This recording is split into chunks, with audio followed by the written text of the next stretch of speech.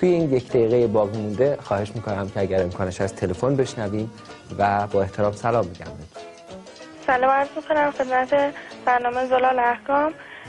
ببخشید میخواستم بپرسم که ببینم آهنگ‌های مجاز گوش دادنشون گناه هست یا نیست؟ خیلی ممنون.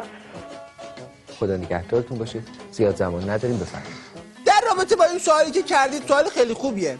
این روزها اصلی ترین مشکل مملکت ما هم همینه. آب و نون و آسایش و این حرفا که مهم نیست. چیزی که مهمه همین آهنگیه که شما فرمودید. در این رابطه من یه سری تحقیقاتم کردم که آخرش رسیدم به مقولات فیزیک و شیمی. اگر آهنگی باشه که در شما واکنش‌های شیمیایی ایجاد کنه، احوط اینه که گناه نیست. مثل این آهنگ من آوردم، لطفاً پخشش کنید. آهنگ شماره 1 رو میگم.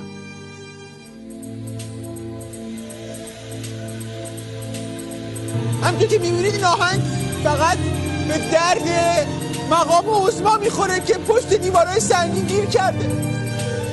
آخه این آهنگ از درون داغون میکنه، خیلی داغون میکنه.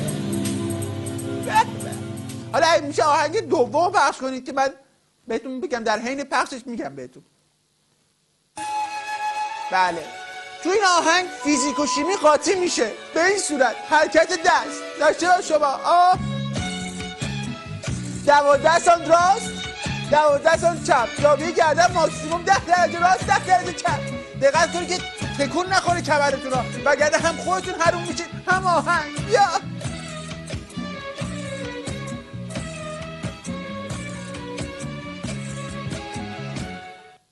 بله. اما آهنگ سوم خواهش می‌کنم پخش کنید. سر این آهنگ حرفی برای گفتن نمونه. صدا رو بلکن، تصویر رو چند. بیا یعنی همه اعضای دواره فیزیک محض میشن. بیا که این حرامن اندر حرامن اندر حرامن. بیا از کن بیا چند. بیا آها تموم شد. بله البته انسان جایز الخطاست دیگه.